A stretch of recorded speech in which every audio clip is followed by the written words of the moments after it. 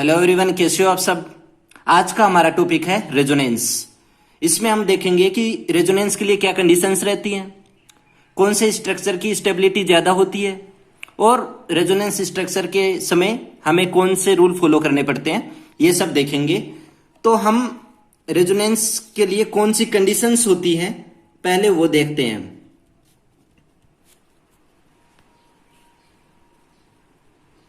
Conditions total 6 condition होती है। तो उनमें फर्स्ट कंडीशन रहती है अपनी नेगेटिव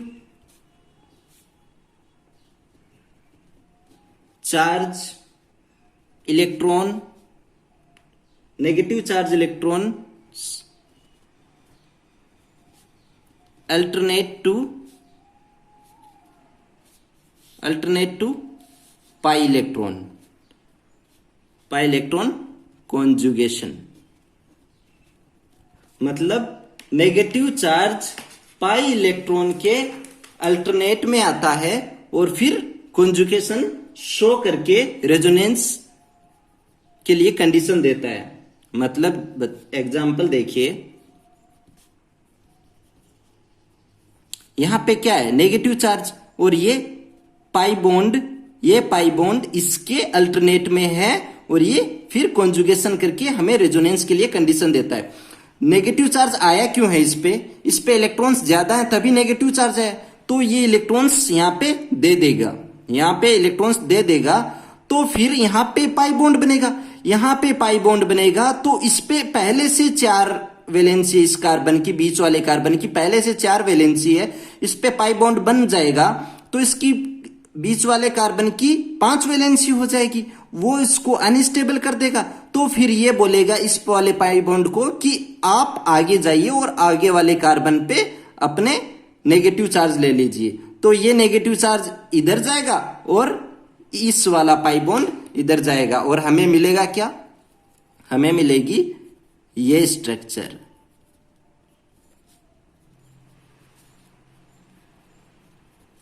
हमें मिलेगी ये स्ट्रक्चर। इसमें आप देखिए किसी भी एटम या एलिमेंट की ऑक्टेट कंप्लीट हो रहा है और नेगेटिव चार्ज क्यों आगे बढ़ा है, इसके पास इलेक्ट्रॉन्स हैं तो ये इलेक्ट्रॉन्स देगा।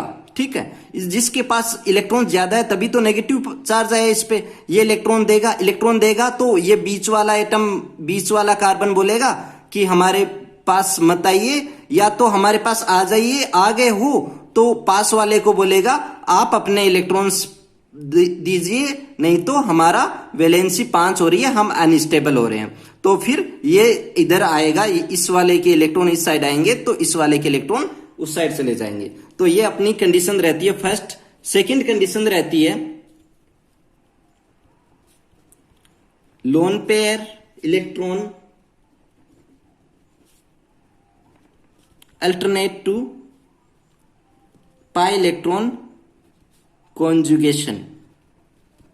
मतलब इस बार क्या होता है कि पाई के साथ कौन आता है, लोन पेयर आता है। कौन आता है इस बार, लोन पेयर।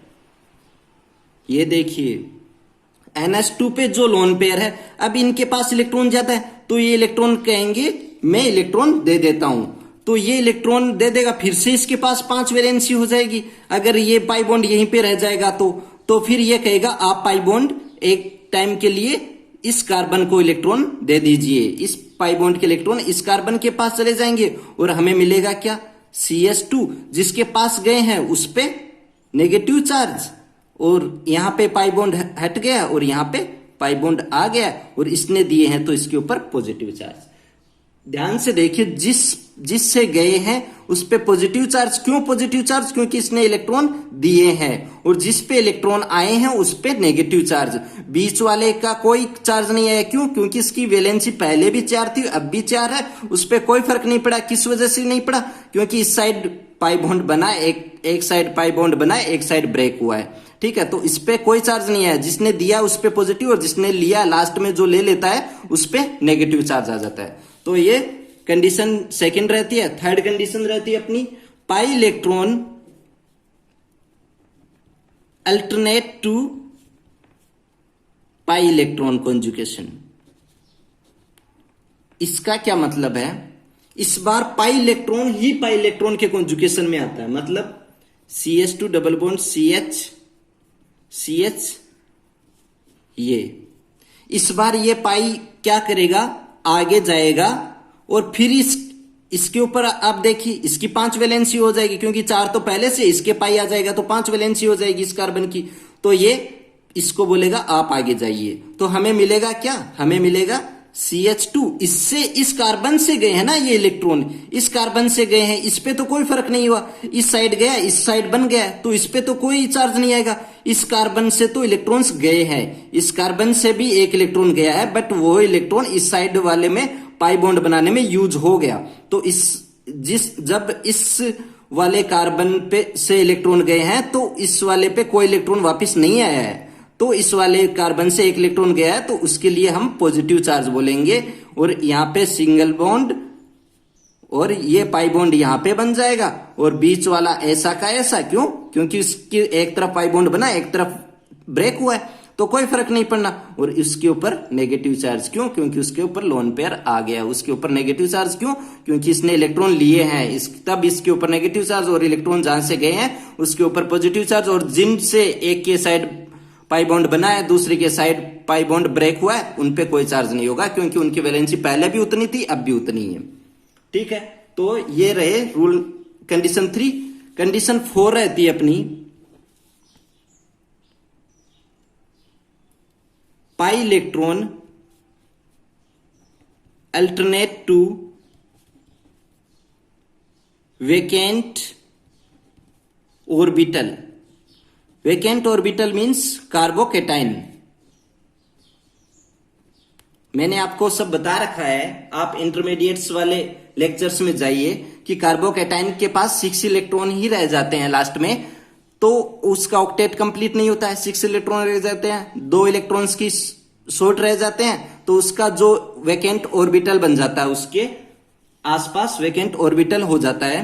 तो उसका एग्जाम्पल लेते हैं हम, CH2 CH2, इसके ऊपर पॉजिटिव चार्ज है, इसके ऊपर 6 इलेक्ट्रॉन है। ठीक है, अब पॉजिटिव चार्ज वाले के पास होता क्या है, पॉजिटिव चार्ज कहता है मेरे पास पहले से इलेक्ट्रॉन कम, आप यहाँ पे कार्बन की वैलेंसी देखिए 3 ही वैलेंसी है, मीन्स 6 इलेक्ट्रॉन है, इलेक्ट्रॉन्स की 2 इलेक्ट्रॉन्स की कमी है ऑक्टेट कंप्लीट करने के लिए।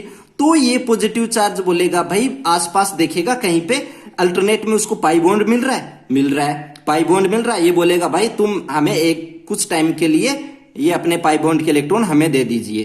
तो ये क्या करेगा, ठीक है भाई आप ले लो, और हम पॉजिटिव चार्ज, जहां से जाएगा वहां पे पॉजिटिव चार्ज, और जहां पे आएगा वहां पे नेगेटिव चार्ज। तो ये यहाँ पे नेगेटिव चार्ज आएगा, यहाँ पे पॉजिटिव आएगा, तो पॉजिटिव और नेगेटिव न्यूट्रल बन जाएगा। तो हमें मिलेगा क्या, CH2 पॉजिटिव, यहाँ पे सिंगल, यहाँ से तो पाई बॉन्ड ब्रेक हो गया ना, बीच वाले पे कोई नहीं चार्ज आएगा, क्यों, एक तरफ पाई बॉन्ड ब्रेक हुआ है, दूसरी तरफ बना है, तो इस पे कुछ ब्रेक नहीं होगा, और इस पे पॉजिटिव और नेगेटिव आके ये न्यूट्रल बन जाएगा। ठीक है, ये रहा अपना कंडीशन नंबर 4। कंडीशन 5 रहेगी अपनी, pi electron alternate to odd electron. Odd electron means free radical. Free radical मैंने आपको बता रखा है कि फ्री रेडिकल के पास कितने इलेक्ट्रॉन्स होते हैं, 7 इलेक्ट्रॉन, एक इलेक्ट्रॉन शॉर्ट रहता है यहां पे। तो इसका भी ऐसा ही एग्जांपल ले लेता हूं मैं। अब इसके पास कितने हैं, 6, तो हम बॉन्ड सिग्मा बॉन्ड से बना, और एक ये 7, फिर ये बोलेगा भाई मुझे एक इलेक्ट्रॉन दे दो, अपने आसपास देखेगा अल्टरनेट में पाई बॉन्ड है, तो ये कहेगा भाई तुम मेरा पाई बॉन्ड का एक इलेक्ट्रॉन तो मेरे को दे दो, मैं इस तुम्हारे एक इलेक्ट्रॉन और मेरे एक इलेक्ट्रॉन से मैं यहाँ पे पाई बॉन्ड बना लूंगा, और आप अपना एक इलेक्ट्रॉन अपने पास रख लो। तो बनेगा क्या, इस वाले पे तो कुछ नहीं, इस साइड ब्रेक हुआ, इस साइड बना है, तो इस पे कोई चार्ज नहीं आएगा। और इस पे क्या फ्री रेडिकल, क्यों फ्री रेडिकल ही क्यों आया है, क्योंकि इसने एक इलेक्ट्रॉन दिया है, एक इलेक्ट्रॉन तो खुद के पास है, पाई बॉन्ड बनाने के लिए 2 इलेक्ट्रॉन चाहिए ना, एक इलेक्ट्रॉन तो खुद के पास है, इस वाले पाई बॉन्ड का एक इलेक्ट्रॉन ले लिया और यहाँ पे पाई बॉन्ड ब्रेक बना दिया। अब इस पाई बॉन्ड पे 2 इलेक्ट्रॉन होते हैं, एक तो इसको दे दिया, इसके पास एक बचा रह गया, तो वो इस पे आ जाएगा, वो इस पे ऐसा का ऐसा बचा रह गया ना, तो यहाँ पे और इस बीच वाले पे कोई भी चार्ज नहीं आएगा, क्यों, क्योंकि एक तरफ बना और एक तरफ ब्रेक हुआ है। तो हमारे पास यहाँ पे फ्री रेडिकल नहीं आएगा, यहाँ से फ्री रेडिकल तो हट गया ना, क्यों, क्योंकि इसकी तरफ पाई बॉन्ड बना लिया, पाई इलेक्ट्रॉन्स आया, एक पाई इलेक्ट्रॉन बना के और इस वाले फ्री रेडिकल से बना के इसने पाई बॉन्ड बना लिया। तो ये अपनी स्ट्रक्चर ये रहती है। अपनी लास्ट कंडीशन रहती है रेजोनेंस के लिए कि lone pair electron alternate to vacant orbital. Vacant orbital फिर से वही कार्बोकैटाइन पे लोन पेयर। अब इसका एग्जांपल देखिए, CH पॉजिटिव NH2। इसमें देखिए लोन पेयर, अब कार्बोकैटाइन मैंने आपको बता रखा है, कार्बोकैटाइन के पास इलेक्ट्रॉन्स की कमी होती है, तो ये बोलेगा आसपास देखेगा। पहले वाले में क्या था, आसपास देखा इसने, अल्टरनेट में इसको पाई बॉन्ड मिल गया। अब आसपास देखेगा, इसके पास वाले के पास इसको लोन पेयर मिल गया, तो ये कहेगा भाई हमें इलेक्ट्रॉन दे दो कुछ टाइम के लिए और आप अपना पॉजिटिव चार्ज रख लो। तो ये क्या करेगा, यहां पे जिसने दिया उसके पे पॉजिटिव, जिसने लिया उस पे नेगेटिव, इस पे पहले से पॉजिटिव था, नेगेटिव चार्ज आएगा, ये न्यूट्रल बन जाएगा। तो CH3CH ये न्यूट्रल बन गया और यहां पे पाई बॉन्ड बन गया और यहां पे NH2 पॉजिटिव बन गया, क्योंकि इसने दिया है वो पॉजिटिव और जिसने इलेक्ट्रॉन्स लिए वो नेगेटिव। इस पे पहले से पॉजिटिव था, इस इलेक्ट्रॉन लेगा तो नेगेटिव आएगा, पॉजिटिव और नेगेटिव न्यूट्रल दे देगा। तो अपनी ये कंडीशंस रहती हैं पूरी रेजोनेंस। इन सभी 6 कंडीशन जब ये हो जाती हैं, जहां भी जिस कंपाउंड में भी, वहां पे रेजोनेंस हो सकता है। अब हम रेजोनेंस स्ट्रक्चर बनाते समय क्या क्या रूल्स फॉलो करने पड़ते हैं हमें, वो लिखेंगे, वो बताएंगे हम कि कौन कौन से रूल फॉलो करने पड़ते हैं। तो हेडिंग लिखिए, rules to draw valid resonating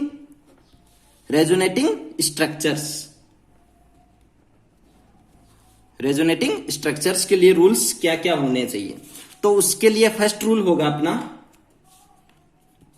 electron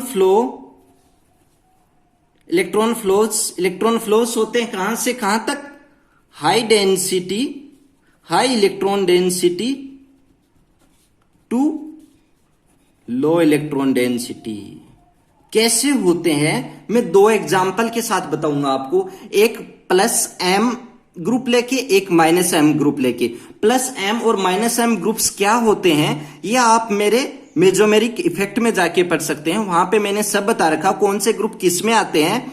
वो मैं दोनों एग्जाम्पल लेके बताऊंगा कि इलेक्ट्रॉन कैसे फ्लो होते हैं रेजोनेटिंग स्ट्रक्चर्स में। तो उसके लिए पहले मैं +m ग्रुप का कोई एलिमेंट ले लेता हूं। मान लीजिए मैंने क्लोरीन लिया, +m मीन्स ये इलेक्ट्रॉन्स दे सकता है। क्लोरीन के पास 3 लोन पेयर होते हैं, तो ये इलेक्ट्रॉन्स दे सकता है। तो होगा क्या, इलेक्ट्रॉन मैंने अभी पॉइंट लिखवाया था कि electron high density to low density flow होंगे। तो हाई डेंसिटी है यहां पे इलेक्ट्रॉन्स की, तो ये अपने इलेक्ट्रॉन्स देंगे यहां पे, ठीक है, इलेक्ट्रॉन्स देंगे। तो अब इस वाले पे क्या होगा, इसकी पहली वैलेंस, इस वाले कार्बन पे वैलेंसी कंप्लीट हो रखी है। जब यहाँ पे पाई बॉन्ड बन जाएगा तो इसकी वैलेंसी 5 हो जाएगी ना, क्योंकि यहाँ पे हाइड्रोजन भी होती है ना। बेंजीन में क्या होता है, एक हाइड्रोजन भी है यहाँ पे, सॉरी यहाँ पे हाइड्रोजन नहीं है, उसके 4 बॉन्ड पहले से कंप्लीट हो रखे हैं, 3 सिग्मा बॉन्ड और 1 पाई बॉन्ड से। तो ये क्या करेगा कि इसके पास एक और पाई बॉन्ड आ गया, तो ये बोलेगा कि मैं अनस्टेबल हो जाऊंगा। तो पास वाले पाई बॉन्ड को बोलेगा आप यहां से ब्रेक होइए और पास वाले कार्बन को इलेक्ट्रॉन दे दीजिए। तो होगा क्या, यहां पे हमें क्या स्ट्रक्चर मिलेगी, ये सिग्मा, ये पाई और ये पाई ऐसे के ऐसे रहेंगे और बाहर एक हमें 2 लोन पेयर बचे रह जाएंगे, क्योंकि एक तो दे दिया इसने लोन पेयर और इसके ऊपर पॉजिटिव चार्ज आ जाएगा। किस पे, Cl पे। क्यों पॉजिटिव, क्योंकि इसने इलेक्ट्रॉन दिए हैं। और यहां पे ये लोन पेयर आ जाएगा, इस कार्बन ने इलेक्ट्रॉन लिए हैं। कौन से कार्बन ने लिए, ऑर्थो वाली पोजीशन पे जो कार्बन है उसने इलेक्ट्रॉन लिए हैं। फिर मैंने आपको बताया इलेक्ट्रॉन डेंसिटी ज्यादा होगी तो वो फ्लो इलेक्ट्रॉन कम डेंसिटी की तरफ देखेगा। यहां पे इलेक्ट्रॉन्स पाई बॉन्ड है नहीं, तो ये बोलेगा कि इलेक्ट्रॉन डेंसिटी ज्यादा है, तो ये बोलेगा मैं यहाँ पे पाई बॉन्ड बना देता हूं। अब फिर से ये बोलेगा कि मेरे पास 5 वैलेंसी हो जाएगी, तो ये बोलेगा आप पास वाले को दे दो इलेक्ट्रॉन। ऐसे ही आगे बढ़ती चलेगी ये स्ट्रक्चर्स अपनी। आगे क्या बनेगी, ये ऐसी क्यों सी, यहाँ पे ब्रेक, यहाँ पे पाई बॉन्ड बन गया, यहाँ पे नेगेटिव आ गया। बाहर वाली स्ट्रक्चर अब सेम रहनी है, अब उस पर कोई फर्क नहीं पड़ा है। सीएल पे ऊपर अब भी पॉजिटिव चार्ज आएगा, उस पर कोई फर्क नहीं पड़ना, और ये नेगेटिव चार्ज आगे बढ़ता जाएगा। क्यों? क्योंकि मैंने पॉइंट लिखवाया। पॉइंट में क्या है, रूल्स क्या है कि इलेक्ट्रॉन फ्लो होंगे high density to low density. यहाँ पे कोई पाई बॉन्ड नहीं है, तो high density to low density electrons होंगे, फिर ये इलेक्ट्रॉन्स इधर चले जाएंगे। हमें मिलेगा क्या, हमें ये मिलेगा, हमें ये मिलेगा। यहाँ पे नेगेटिव, यहाँ पे सीएल के ऊपर पॉजिटिव, और यहाँ पे अब बन गया पाई बॉन्ड, और यहाँ पे पाई बॉन्ड बन गया। अब फिर से ये नेगेटिव बोलेगा, आप यहाँ पे चले जाइए, और ये जो सीएल ने बनाया था पाई बॉन्ड, अब ये बन जाएगा अपने पास।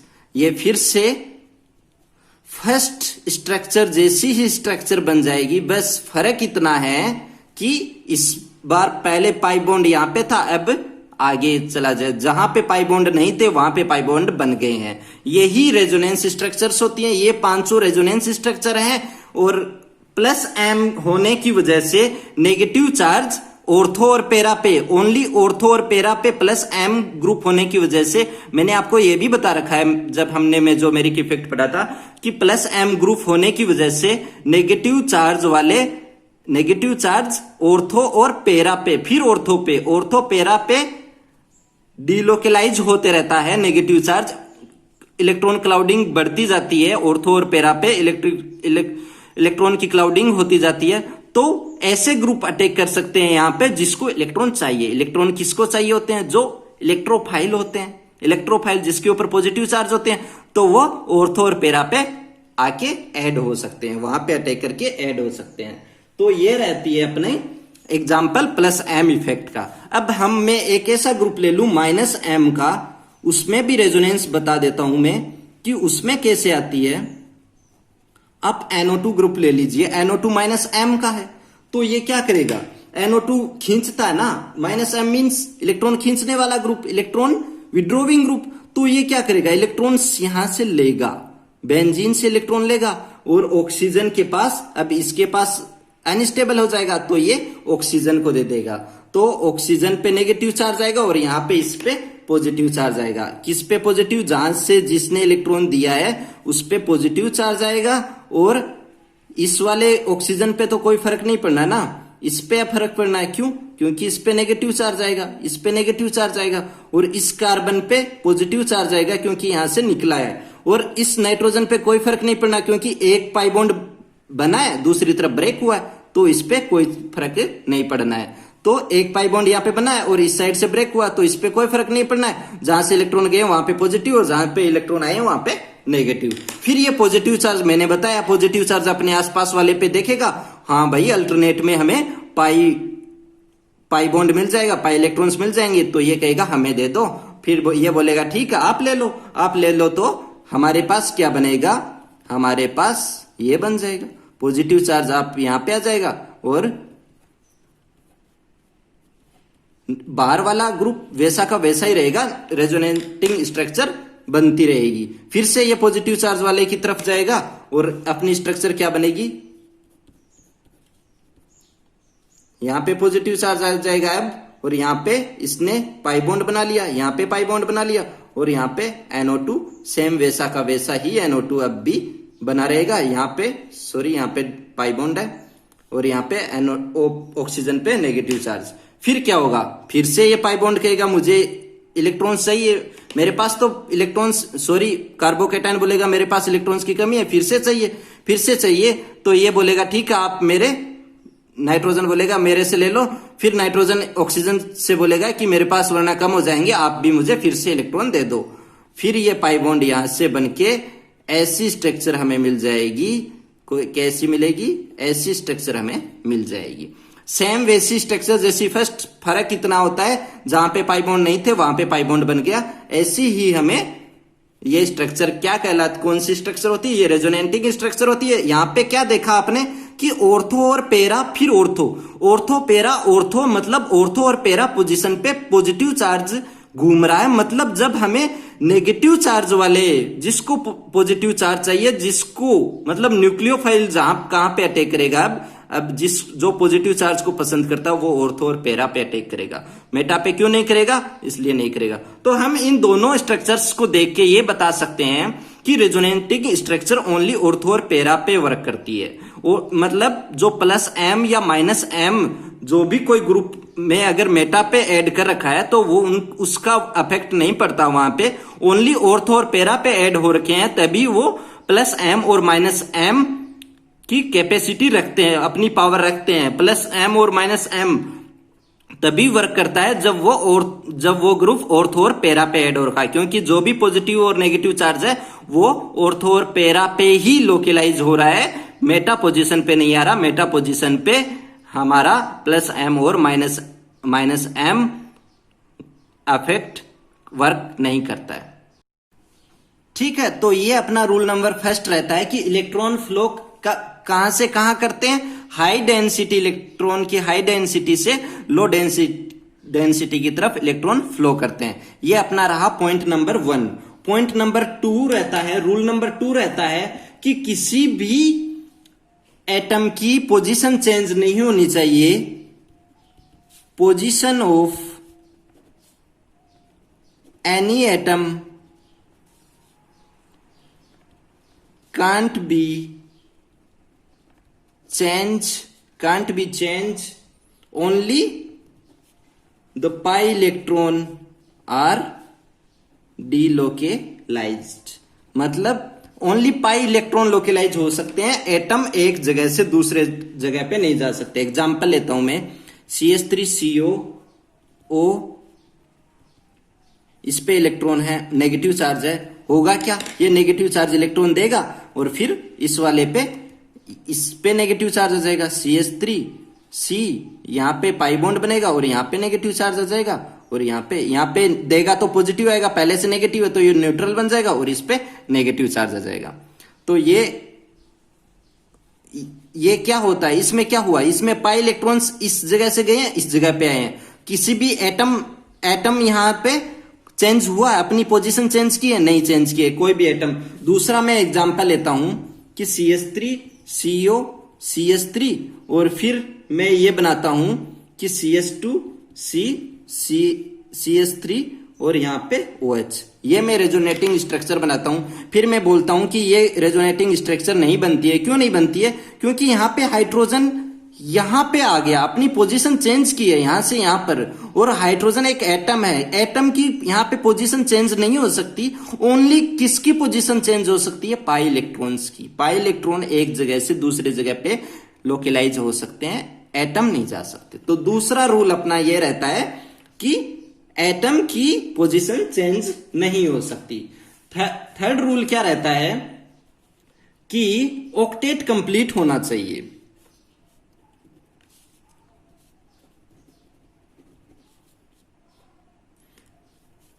There should not be violate octet rule.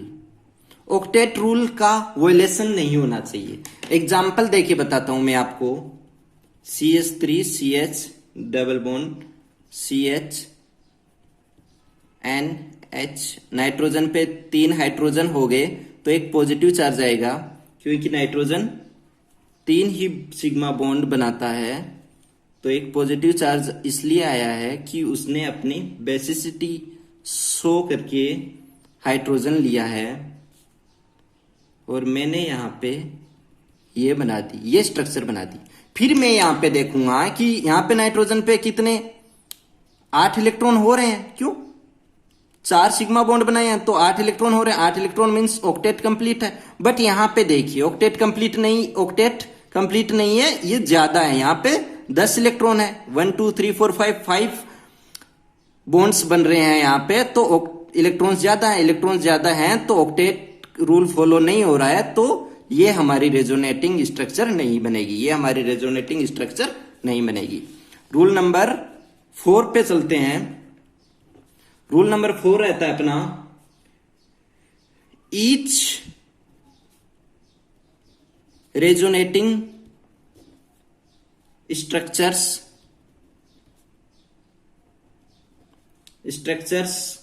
must have the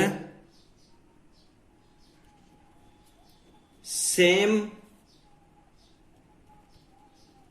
number of unpaired and paired electron. मतलब जो भी रेजोनेटिंग स्ट्रक्चर होगी उनमें सभी में जो अपनी मेन स्ट्रक्चर है और जो रेजोनेटिंग स्ट्रक्चर होगी उन सभी में पेयर और अनपेयर इलेक्ट्रॉन सेम होने चाहिए। एग्जांपल लेता हूं मैं, जो अपन फ्री रेडिकल में लिया था अपन ने CH CS2। अब ये क्या कहेगा, मेरे पास इलेक्ट्रॉन्स की कमी है तो इस पाई बॉन्ड को बोलेगा आप ले लो और यहां पे आपके पास आ जाएगा। कैसे आएगा मैंने बताया है पहले आपको। अब यहां पे देखिए एक फ्री रेडिकल है, एक फ्री रेडिकल इस स्ट्रक्चर में भी है और सभी में अनपेयर इलेक्ट्रॉन है और सभी में पूरे कंप्लीट इलेक्ट्रॉन है। इसमें ये अनपेयर इलेक्ट्रॉन एक था और सभी में पेयर इलेक्ट्रॉन है, जो एक इसमें भी था इसमें भी है। मतलब मैं ये कह सकता हूं कि ये रेजोनेटिंग स्ट्रक्चर बन सकती है, ये रेजोनेटिंग स्ट्रक्चर बन सकती है। फिफ्थ क्या होगा, फिफ्थ अपना रहता है नेट चार्ज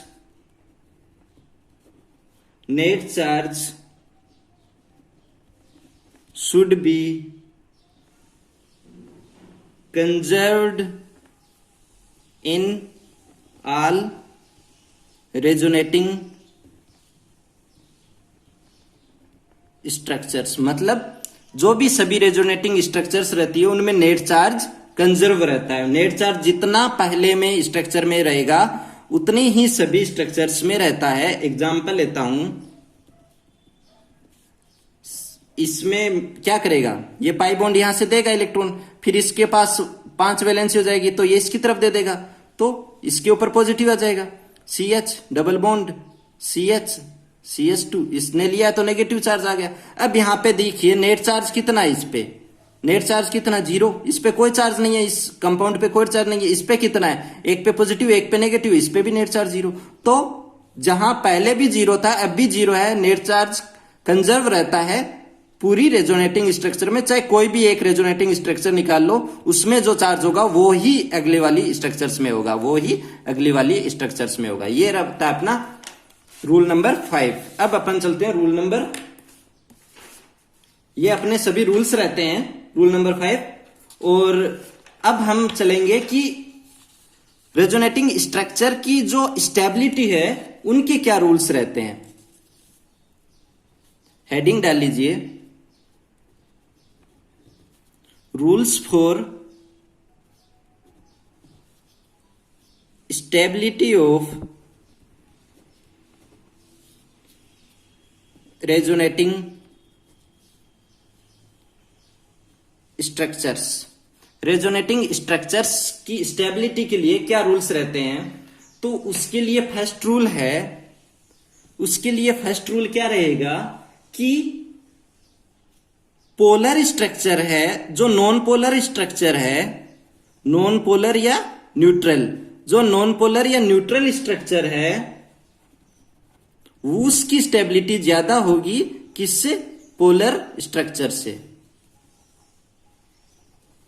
कैसे, मैं ये कहूं कि एग्जाम्पल ये लूं कि CH डबल बॉन्ड CS2, इसकी रेजोनेटिंग स्ट्रक्चर बताइए मैंने। पाई बॉन्ड आगे जाएगा, इसकी वोलेशन होगा, वैलेंसी 5 बन जाएगी तो ये आगे चलाएगा, इस पे पॉजिटिव और इस पे नेगेटिव आ जाएगा तो बनेगा क्या, CS2 positive, CS double bond CH और यहां पे CS2 नेगेटिव।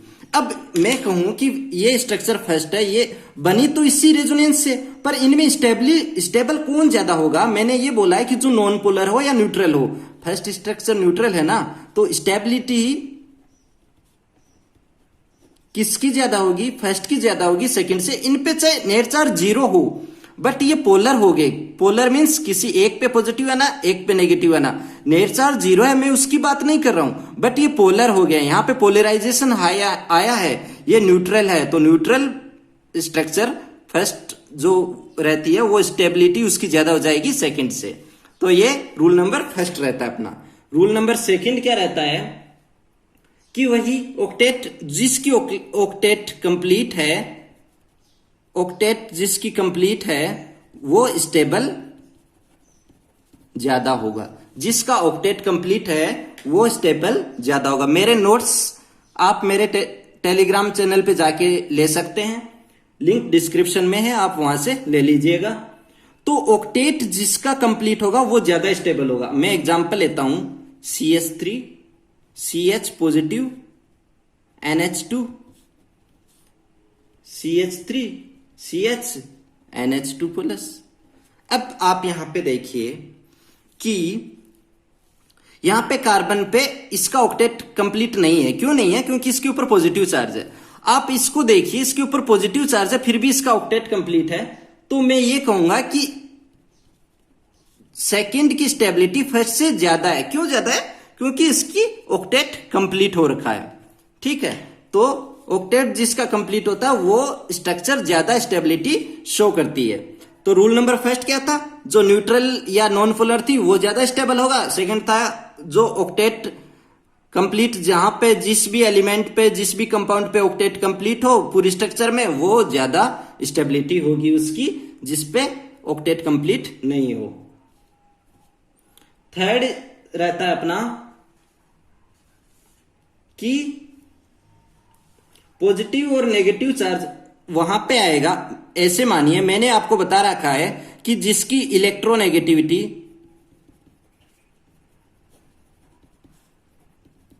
ज्यादा होगी वो अपनी तरफ इलेक्ट्रॉन लेगा और अपने ऊपर पॉजिटिव चार्ज लेगा, और जिसकी इलेक्ट्रोनेगेटिविटी कम होगी वो अपने से इलेक्ट्रॉन देगा और उसके ऊपर इसके ऊपर नेगेटिव चार्ज आएगा, और जिसकी इलेक्ट्रोनेगेटिविटी कम होगी उस पर पॉजिटिव चार्ज आएगा। तो जो ये इस रूल को फॉलो करता है, जिसकी इलेक्ट्रोनेगेटिविटी ज्यादा होगी, ऑब्वियस बात है वो अपनी तरफ इलेक्ट्रॉन खींचेगा तो उस पर नेगेटिव चार्ज आएगा, और वो इलेक्ट्रॉन जिससे भी खींचेगा उस पर पॉजिटिव आएगा। जो इस रूल को फॉलो करेगा, जो स्ट्रक्चर इस रूल को फॉलो करेगी वो ज्यादा स्टेबल होगी। एग्जाम्पल लेते हैं इसका भी, CH2 नेगेटिव, मैंने ये दो स्ट्रक्चर बनाई है। अब आप दोनों में से देखिए, एक पे यहां पे कार्बन पे नेगेटिव है, यहां पे ऑक्सीजन पे नेगेटिव है। तो कार्बन और ऑक्सीजन की किसकी इलेक्ट्रोनेगेटिविटी ज्यादा होती है? ऑक्सीजन की। तो आना किस पे चाहिए? ऑक्सीजन पे आना चाहिए ना। कार्बन पे तो पॉजिटिव चार्ज आना चाहिए। तो अपनी स्टेबिलिटी किसकी ज्यादा होगी? सेकंड की ज्यादा होगी फर्स्ट से। क्यों होगी? क्योंकि इस रूल को फॉलो करा है, जिसकी इलेक्ट्रोनेगेटिविटी ज्यादा है उस पे नेगेटिव चार्ज आया, उस पे नेगेटिव चार्ज आया। इन दोनों में यहां पे अगर हमारे पास कंपाउंड ऐसा हो जहां पे ऑक्सीजन भी है और कार्बन भी है, तो कार्बन पे नेगेटिव नहीं आ सकता। क्यों नहीं आ सकता? क्योंकि उसकी इलेक्ट्रोनेगेटिविटी कम है ऑक्सीजन से। तो हमारा ये फर्स्ट स्ट्रक्चर रूल फॉलो नहीं करता, सेकंड स्ट्रक्चर रूल फॉलो कर रहा है, तो उसकी स्टेबिलिटी ज्यादा होगी किससे? फर्स्ट से। रेजोनेटिंग स्ट्रक्चर बन सकती है ऐसी, बट जो स्टेबल कौन होगा? वो होगा जो इस रूल को फॉलो करेगा। अपना 4 नंबर का रहता है कि अनलाइक चार्जेस, अनलाइक मीन्स जो ऑपोजिट चार्जेस है, ऑपोजिट चार्जेस जितने पास होंगे are closer is more contributing. मतलब मैं ऐसे बोलूं कि अपोजिट चार्जेस जितने पास होंगे वो स्ट्रक्चर उतनी ही स्टेबल होगी, वो स्ट्रक्चर उतना ही रेजोनेंस में कंट्रीब्यूट करेगी। तो मैं एग्जांपल लूं किसका? मैं एग्जांपल लूं फिनोल का। इसमें होगा क्या? फिनोल कौन सा होता है? +m का होता है, मीन्स ये इलेक्ट्रॉन देगा तो इस पे नेगेटिव आ जाएगा। तो इसको कैसे दिखाऊंगा मैं? इस पे नेगेटिव आएगा और फिनोल पे यहाँ पे पाई बॉन्ड बना लेगा तो पॉजिटिव आ जाएगा। बाकी का ऐसा कैसा? फिर ये इलेक्ट्रॉन यहाँ पे कहेगा, ये यहाँ पे दे देगा। ठीक है, तो हमें क्या मिलेगा? हमें इस पे नेगेटिव, यहाँ पे पाई बॉन्ड, यहाँ पे पाई बॉन्ड और यहाँ पे पाई बॉन्ड, यहाँ पे बार वाली स्ट्रक्चर ऐसी कैसी। फिर ये यहाँ पे चली जाएगी और यहाँ पे इलेक्ट्रॉन मिल जाएंगे। ठीक है, तो हमें क्या मिलेगा? यहाँ पे इलेक्ट्रॉन, यहाँ पे OH बार वाली स्ट्रक्चर ऐसा का ऐसा, और यहाँ पे पाई बॉन्ड बन जाएगा, इस बार यहाँ पे बन गया, फिर ये इलेक्ट्रॉन यहाँ पे देगा और ये इलेक्ट्रॉन्स यहाँ पे चले जाएंगे। तो हमें इलेक्ट्रॉन्स यहाँ पे चले जाएंगे ना, क्यों चले जाएंगे बताया मैंने, इस वाले कार्बन पे 5 हो जाती है तो 5 वैलेंसी इसको अनस्टेबल करती है, तो सेम वैसी ही पहले वाली जैसी ही मिल जाती है स्ट्रक्चर, बस फर्क इतना रहता है कि पाई बॉन्ड लोकलाइज हो जाते हैं। अब आप ये देखिए कि मैं इनको first second third fourth fifth दूं, तो आप देखिए मैं ये कहूं कि ऑपोजिट चार्ज जितने पास होंगे वो उतने ही स्टेबल होंगे। तो सेकेंड और फोर्थ में ऑपोजिट चार्ज एकदम ज्यादा पास है, तो मैं कहूंगा कि सेकेंड और फोर्थ दोनों इक्वल है, पर ज्यादा स्टेबल होंगे किससे, थर्ड से, थर्ड से ज्यादा होंगे, ठीक है, थर्ड से ज्यादा होंगे। फर्स्ट और फिफ्थ इन पे कोई चार्ज नहीं है, और मैंने पहले रूल बता रखा है कि जो न्यूट्रल होगा वो ज्यादा स्टेबल होगा, तो फर्स्ट इक्वल टू फिफ्थ होगा, और ये दोनों 500 स्ट्रक्चर से ये दोनों ज्यादा स्टेबल होंगी, और उसके बाद सेकंड और फोर्थ होंगी। क्यों? क्योंकि इनके पास ज्यादा पास दोनों अपोजिट चार्ज हैं, ज्यादा पास हैं, और इस पे तो थर्ड वाली पोजीशन पे तो पॉजिटिव चार्जेस बहुत दूर है ना, तो ये सबसे कम स्टेबल हो जाएगी। तो अपना फोर्थ पॉइंट क्या रहता है, फोर्थ रूल क्या रहता है कि अगर ऑपोजिट चार्जेज हो तो वो जितने पास होंगे वो उतनी ही वो स्ट्रक्चर उतनी ही रेजोनेंस में कंट्रीब्यूटिंग होगी, कंट्रीब्यूट करेगी, वो उतनी ही स्ट्रक्चर स्टेबल हो जाएगी। और जो जिसके ऊपर कोई भी चार्ज नहीं है, जो न्यूट्रल स्ट्रक्चर है, वो आगे आ जाएगी। फर्स्ट और फिफ्थ दोनों सेम है, तो दोनों सेम करके दोनों को आगे किया, दोनों स्टेबिलिटी दोनों की ज्यादा है। तो ये रहता है रूल नंबर 4। अब अपना रूल नंबर 5 रहता है कि सेम चार्जेज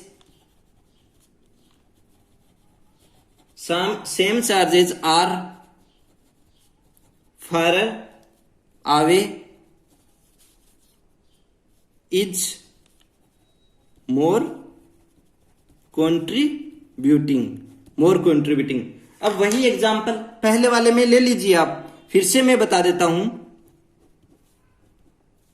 जो फार रहेगा वो जो अगर सेम चार्जेज जितना पास आ जाएगा वो उतनी ही कम स्टेबल हो जाएगी। क्यों? सेम चार्जेज के में रिपल्सन होगा ना, रिपल्सन होगा तो वो उतनी ही कम स्टेबल हो जाएगी, और जो पॉजिटिव और नेगेटिव ऑपोजिट चार्जेस है वो जितने पास होंगे वो स्टेबिलिटी बढ़ा देते हैं, और नेगेटिव या फिर पॉजिटिव चार्जेस पास होंगे तो ये स्टेबिलिटी कम कर देते हैं, उस स्ट्रक्चर की स्टेबिलिटी कम कर देते हैं। ये हमारी पूरी रेजोनेंस रहती है। इस पे हम क्वेश्चंस वगैरह, जब ये चैप्टर पूरा कंप्लीट हो जाएगा तब हम इस पे क्वेश्चंस वगैरह कर लेंगे, और ये हमारी पूरी थ्योरी रहती है। आप हमारे नोट्स हमारे टेलीग्राम चैनल से ले सकते हैं। हमारे साथ बने रहिए। Thank you.